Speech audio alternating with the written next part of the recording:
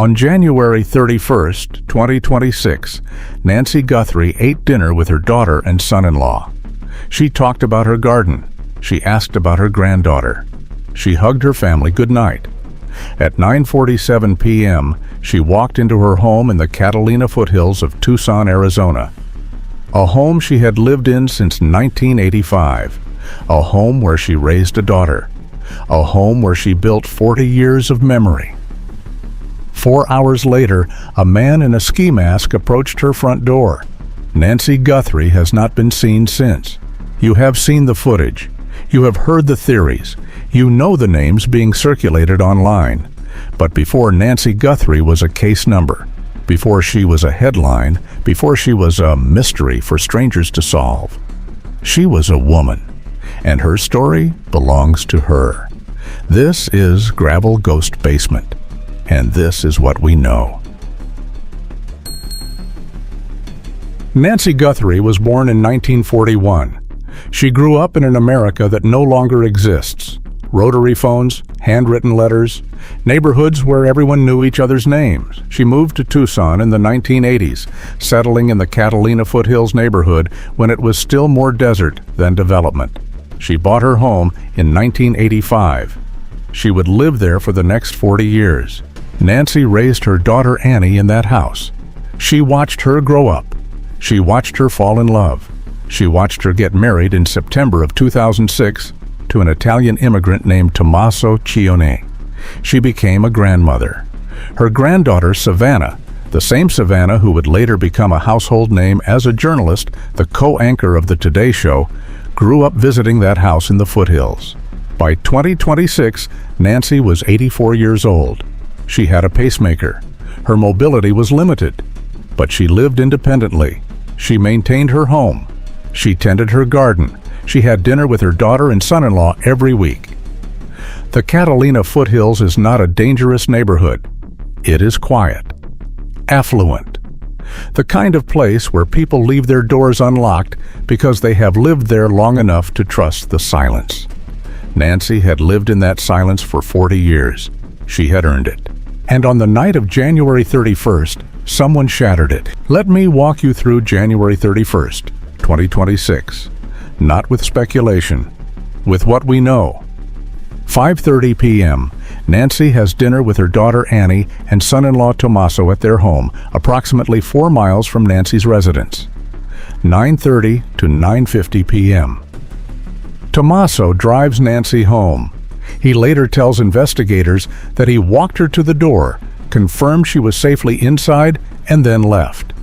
This is the last confirmed sighting of Nancy Guthrie by anyone who loved her. Approximately 1:30 to 2 a.m., February 1st. Nancy's doorbell camera captures a figure approaching her front door. The individual is male, approximately 5 feet 9 inches to 5 feet 10 inches, with an average build. He is wearing a ski mask, dark clothing, and carrying a black Ozark Trail 25-liter hiker backpack, the kind sold exclusively at Walmart for $24.88. The figure also appears to be wearing a belly band holster for a handgun. Former FBI profiler Jim Clemente noted that the holster is worn incorrectly, over a thick jacket rather than against the body. This suggests someone with access to firearms but not professional training. The figure reaches out and taps the camera. The footage ends. There is no forced entry visible in the released footage, no sound of breaking glass, no evidence that the front gate was pried or kicked. He walked through as though the path had been cleared for him. Between 2 a.m. and sunrise, Nancy Guthrie is removed from her home. An 84-year-old woman with a pacemaker and limited mobility is taken from the house she lived in for 40 years. She does not scream loudly enough for neighbors to hear. No car is captured on nearby cameras. No witness reports a disturbance. She simply disappears. February 1st, morning. Annie Cione attempts to contact her mother. No answer. She and Tommaso drive to the house. Nancy is gone. Her purse, her identification, Her phone, all left behind. The Pima County Sheriff's Department is called. The investigation begins. But here is the detail that changes everything.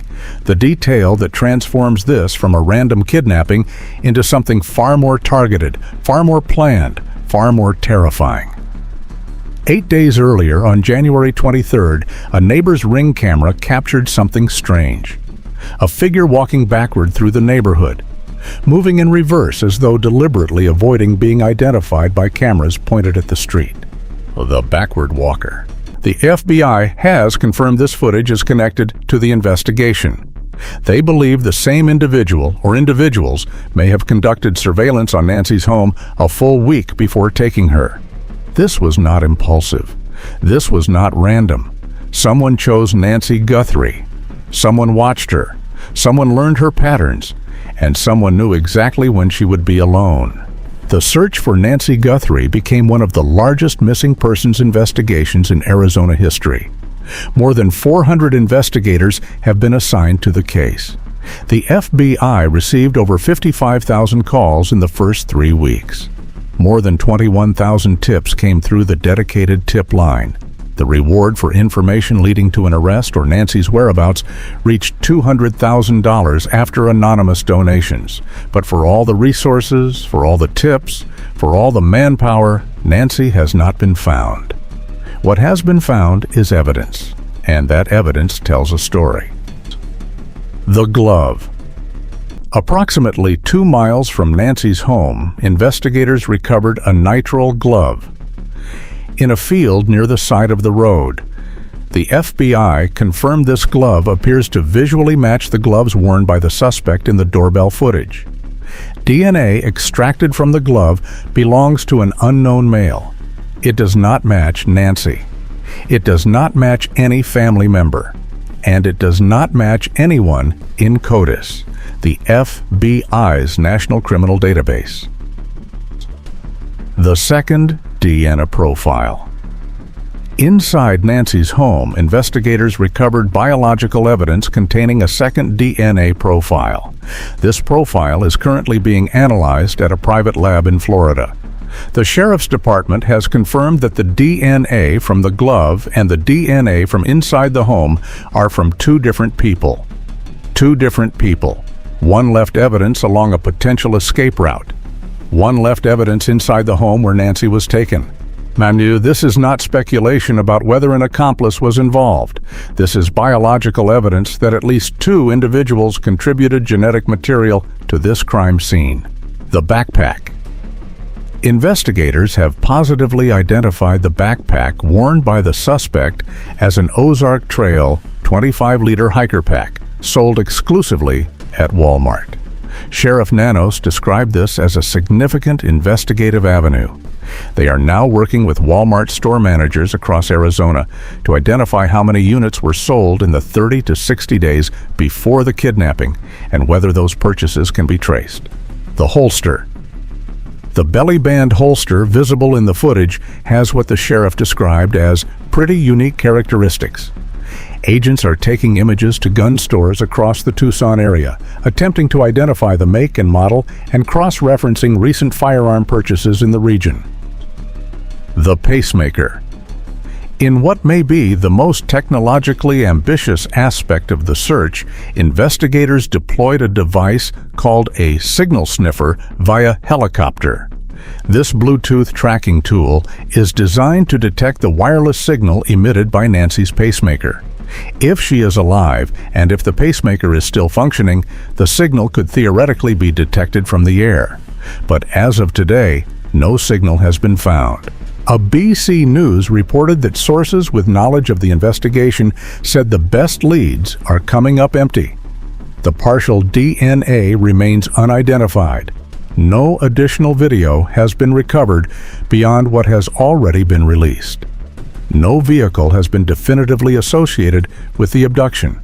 The investigation is not stalled, but it is waiting for genealogical testing, waiting for a database match, waiting for someone to come forward.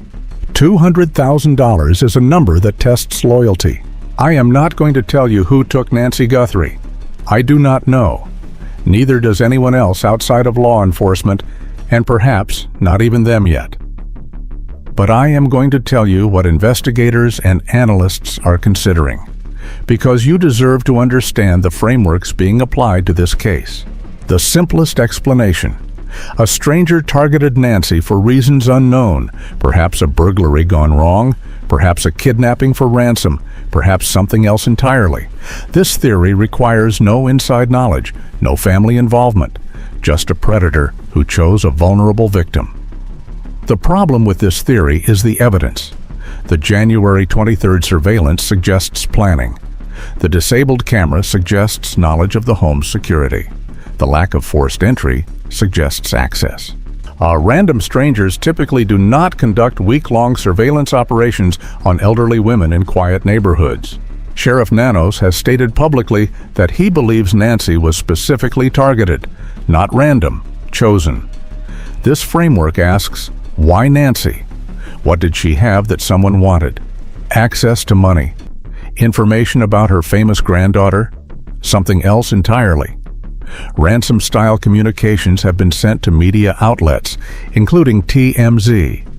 Multiple notes demanding Bitcoin. Analysts who examined the language noted that the sender used the phrase, the main individual, organizational language that implies hierarchy. That implies more than one person involved. This is the theory dominating online discussion. It asks uncomfortable questions about the people closest to Nancy. Who knew her routine? Who had access to her home? Who knew about the camera system? Who had financial motivation? I am not going to name names here. Others have done that, some responsibly, some recklessly. What I will say is this: the FBI has returned to the home of Nancy's son-in-law 5 separate times since the investigation began. A power of attorney was signed 8 months before Nancy disappeared. The 4-hour window between the family dinner and the appearance of the masked man has been examined exhaustively. The FBI has not named any family member as a suspect, but they have also not publicly cleared them. The FBI described the suspect on the porch as 5 feet 9 inches to 5 feet 10 inches. Online investigators have noted that the family member most discussed in connection with this case appears taller than that range in publicly available photographs.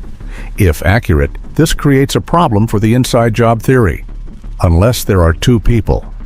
The 2 DNA profiles support this possibility.